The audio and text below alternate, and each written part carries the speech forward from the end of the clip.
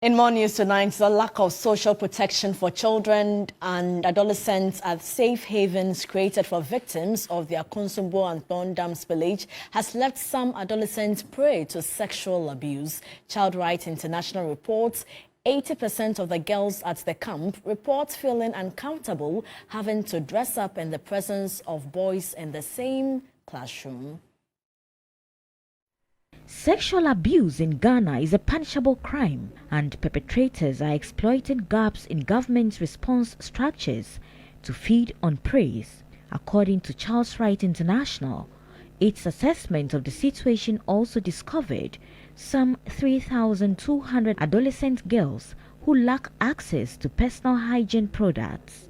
As a country, should communicate something to us that we are not taking our social protection system seriously, and we are not building a safety net to deal with some of these issues properly. And if you really want to do that, then we have to sit down around the table to have a plan that would help us to deal with issues of this nature. Already we've had a discussion with NADMO, and then the committees that they put in place to ensure that some of these things are dealt with. But where we find ourselves, if we really want to find solution, then it means that we have to move all the children from the safe havens.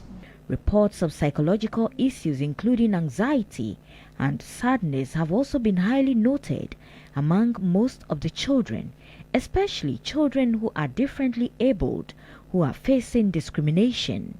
And 20% of them shows a signs of dissociation, refusing to acknowledge the disaster and its impact on them.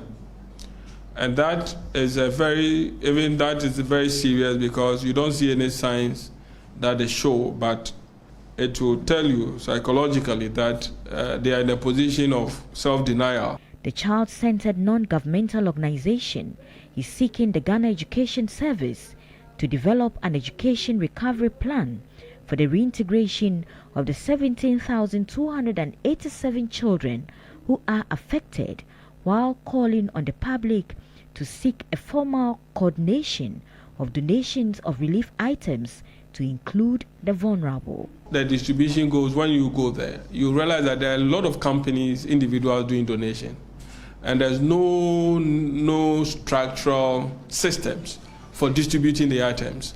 So when they bring it, you have to come and struggle and get it. And that, for me, also speaks to how weak our social protection system is.